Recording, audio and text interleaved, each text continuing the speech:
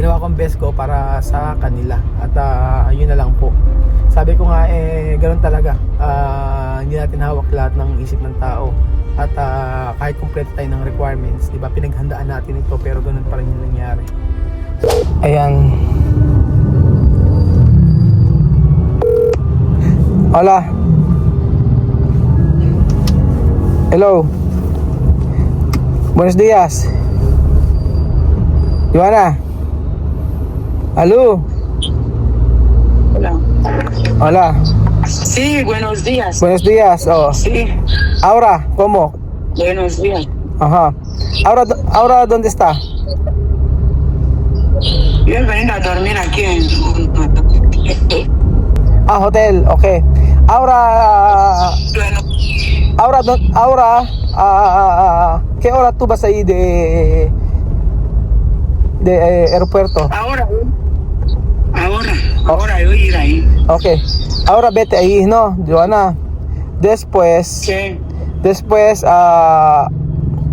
hay que enseñar esto billete, ¿no? Ajá. Joana, cuando decir necesito visado, hay que decir no visado, no visado. No que okay. Después yo explicar todos cuando tú estás en la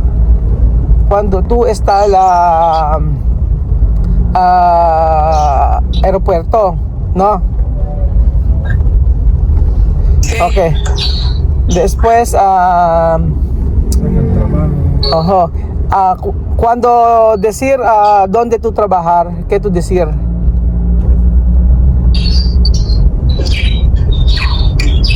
Porque yo decir, Simmer. Oh, Simer, sí, Simer.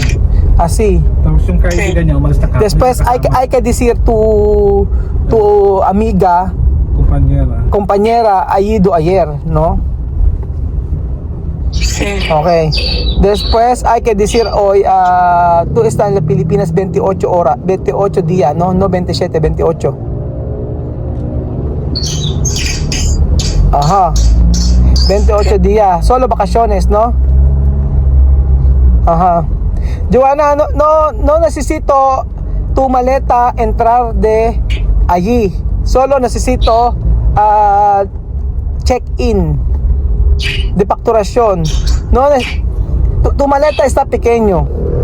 No necesito entrar de esto. Ay, no, wala na. Bilis mo na ba? Oo. No, Joanna. Hello. Sí. Okay. Vete ahí, ahora vete ahí de Ayer Joanna, ahora vete ahí. era así, llevar en la mano, ir conmigo. Ano? Sí. Sí, yo escucho. Sí, después yo manda. Yo espero que me viene a abrir la puerta.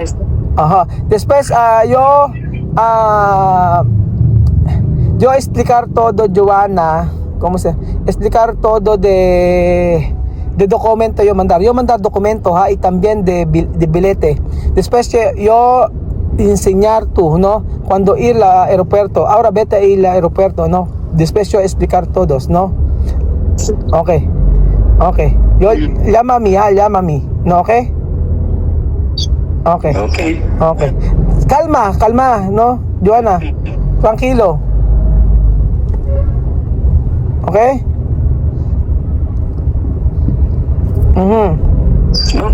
Okay. No miedo, calmar, ¿no? Okay? Ahora yo ir al aeropuerto, okay? Yo explicar todo, ¿no? Cuando tú estás en el aeropuerto, yo explicar todo. Hay que llamarme, okay? Okay. Llama-me, ha? Okay. Wala man tayong problema sa Ethiopia. Ayan po mga amigo, ganito po ang mangyayari dyan. So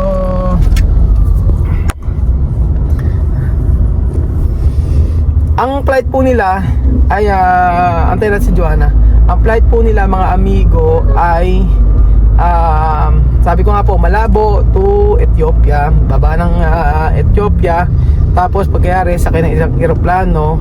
Pagkayari ay after noon ay punta ng isang eroplano Ethiopia to Thailand. Thailand, hindi naman sila bababa. Thailand, bababa sila.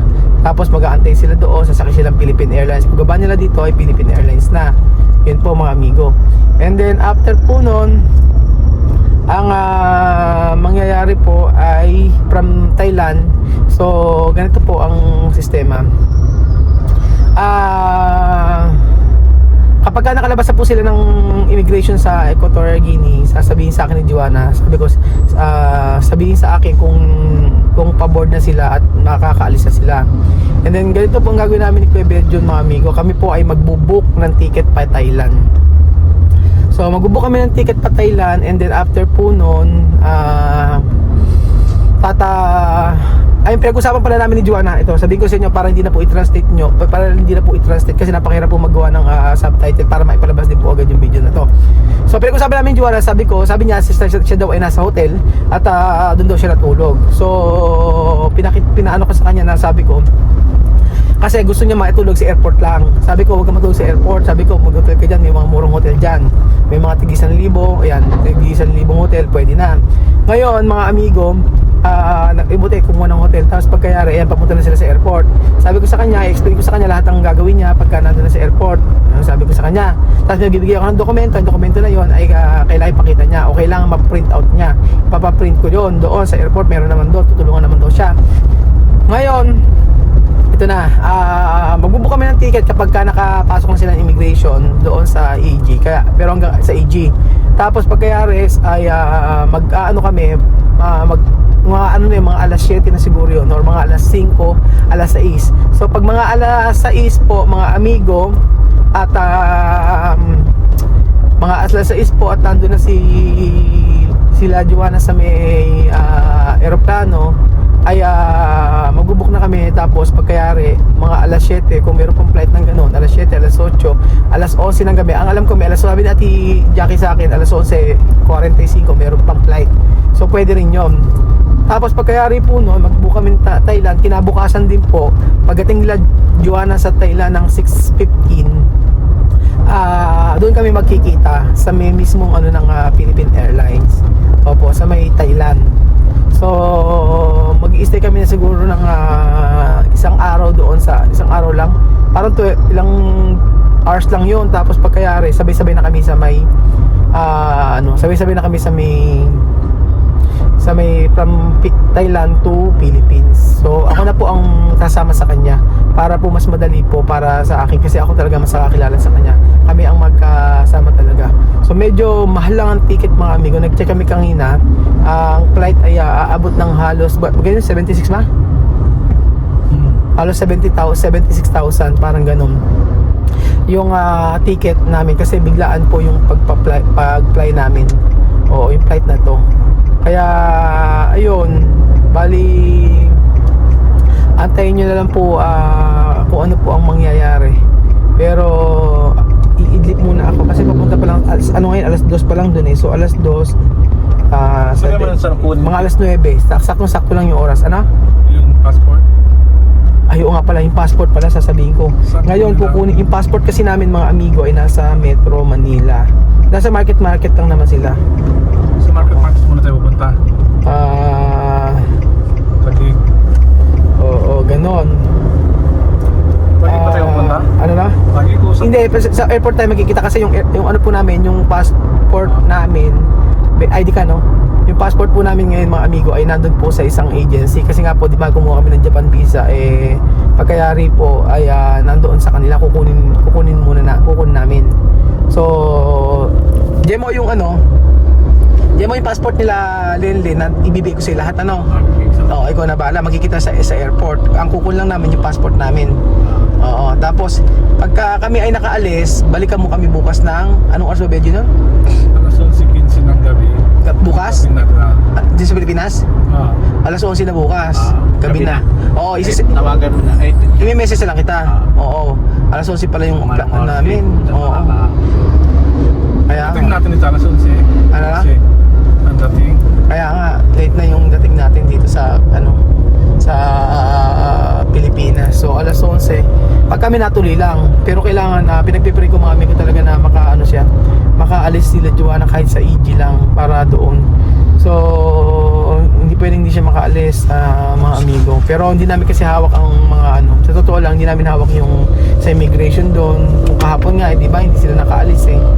O wala naman kaming magawa, di ba? Syempre, kahit ano sabihin ko, alam nyo nung nandun nga po, kinakausap ko yung kamero niya, sabi ko, please, sabi ko, paalisin nyo sila, sabi ko, paano maalis? Yung aeroplano, sarado na yung yung boarding gate, yung gate daw, sarado na. Nasa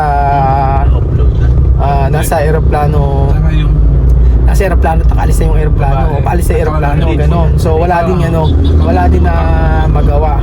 So ngayon mag-aalas 9 doon, 8:45 na ngayon doon ng umaga. Sabi na babalik sila ng alas 10 para maaga-aga. Maaga sila ngayon, mag-aalas 9 pa lang. Nandun na sila. Oo, papunta na sila kasi malapit na may mga hotel doon sa may Bata. Totoo lang mga amigo, kung ako nga lang sana ay kung ito ay hindi kung alam ko lang mga amigo, ay pumunta na lang ako sa Equatorial Guinea, nagkuha ako ng visa, tapos pagkayari doon mga amigo ay pagkayari nun doon ko na lang sila sinundo. Pero ngayon Thailand po namin siya susunduin mga amigo. So ayan, paluwas na rin naman kami. Ayan, paluwas na rin kami ngayon. Dito po sa atin ay alauna 1:46 po mga amigo. Ganun po, 1:46 po ng hapon na. So iidip lang ako saglit, tutulog ako para may lakas-lakas ako kasi sobrang puwet na puwet po ako mga amigo. Ilang oras lang ang tulog ko. Tapos pagising-bising pa. Kaya kailangan ko ng lakas kasi mamaya pagka nag-book kami at nakalampas sila sa immigration, puwet na naman. For sure, late na naman kami makakatulog. Tapos bukas ng gabi ang flight. So may whole day naman kami bukas. Para siguro lalabas kasi kami ng immigration. So meaning to say, pwede kaming habang kami ay nag-aantay kila Joanna bukas ay lalabas kami ng immigration, tapos siguro magba-vlog kami sa Thailand for ilang hours lang po mga amigo. So ang challenge na ito ay nagutom si Kuya Raul kumain ng sticky rice. Gusto ng sticky rice sa Thailand. So 12 hours challenge. Ayoko sa totoo lang, ayoko ma-stress, pero wala naman choice, ganun talaga. Kaya nga po, ang para sa akin na lang, kung talagang para sa kanila, pero ginawa ko naman yung best ko. Ginawa ko ang best ko para sa kanila. At yun na lang po. Sabi ko nga, ganun talaga. Hindi natin hawak lahat ng isip ng tao. At kahit kumpleto tayo ng requirements, di ba, pinaghandaan natin ito, pero ganun pa rin yung nangyari. So mamaya i-update po kayo pagka usap ko po si kaya Joanna. So antayin po natin at sana'y makalampas na sila doon sa immigration.